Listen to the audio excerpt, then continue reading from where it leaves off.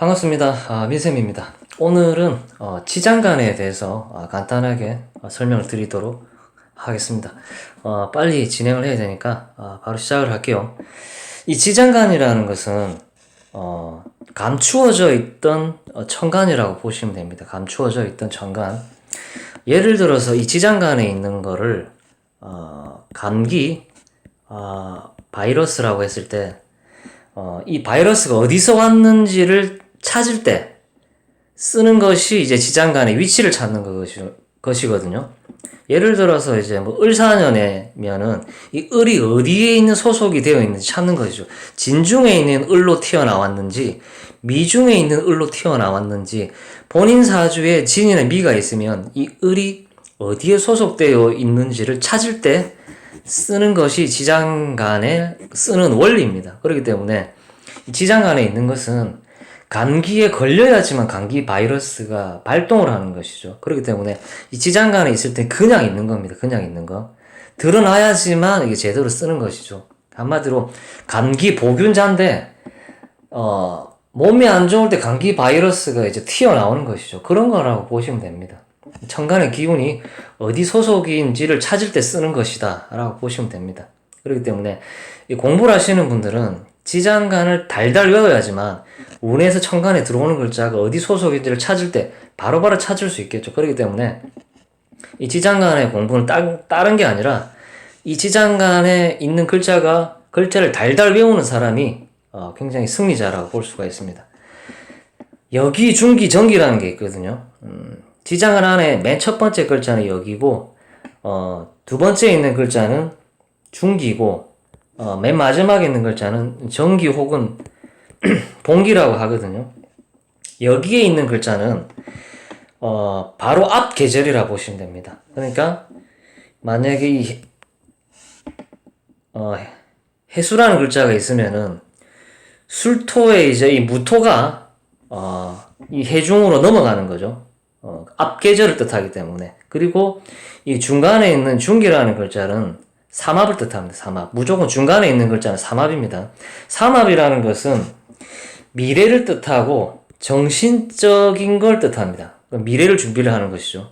그렇게 보면 되고 정기 마지막에 있는 글자는 그 계절의 원래 기운을 뜻합니다. 해수 같으면은 임수를 뜻하는 것이죠. 그러니까 한마디로 이 맨 마지막에 있는 글자가 거의 70% 이상 차지를 하고 있다라고 보시면 됩니다.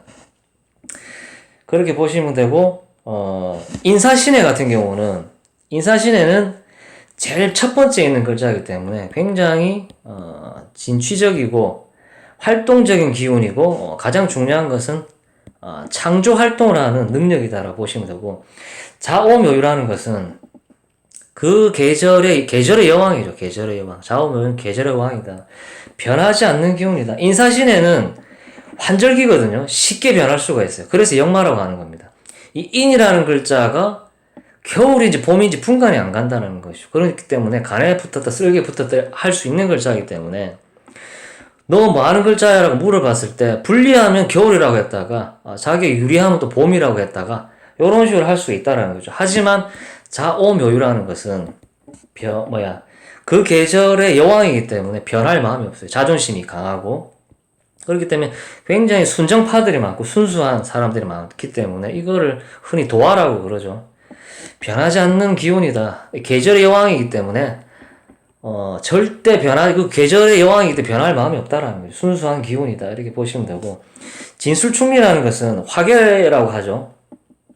맨 마지막에 있는 글자이기 때문에 어떤 경험이 풍부하다라고 봐야 되죠. 뭔가 지나온 글자이기 때문에 마지막 글자이기 때문에 그래서 화계를 뜻하고 종합성을 뜻합니다. 그렇기 때문에 이 진술충미란 토 안에 여러 가지 다양하게 섞여 있기 때문에 굉장히 실력도 좋고 재능이 뛰어나다라고 볼 수가 있습니다. 진술충미는. 근데 인사신에는 굉장히 즉흥적이기 때문에 부부싸움을 하더라도 맛있는 거 먹으러 가자 혹은 뭐 영화 보러 가자 이렇게 했을 때 금방 마음이 풀어질 수가 있는 게 인사신해입니다. 근데 자오묘유는 싸우면은 등을 돌릴 수도 있고 완전히 틀어질 수도 있기 때문에 굉장히 조심을 해야 됩니다. 그렇기 때문에 좌우묘유를 깔고 있는 분들한테는 자존심을 긁지를 말아야 되겠죠. 자, 이 해수가 이제 무갑임을 깔고 있죠. 이 임수가 이번에는 앞에 계절이니까 임수로 올라가죠. 이 개수가 70%를 차지를 하고 있기 때문에 이 자수도 개수가 70%를 차지를 하고 있습니다. 그리고 이 축월에는 이 개수가 또 여기로 올라가죠. 이 신금이라는 것은 삼합을 뜻합니다. 삼합. 그리고 기토는 본래의 기운이죠. 이런 식으로.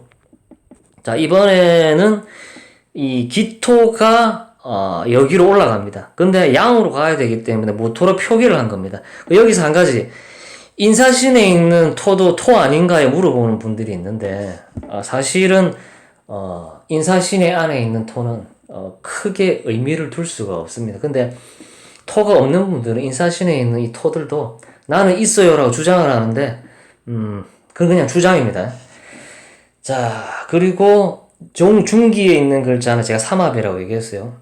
병화 삼합이고, 그리고 간목은 원래의 기운입니다. 그렇기 때문에 갑이 인목이 뿌리를 내린다라는 것이죠. 그리고 이 갑이 위로 올라갑니다. 앞에 계절이니까. 그리고 을이 정기에 있죠. 본래의 기운은 을이라는 거죠. 근데 갑이 묘의 뿌리를 내릴 수는 있지만 원래 뿌리를 내는 건 을목입니다. 을묘일주가 있죠. 자, 이번에는 진토를 볼게요.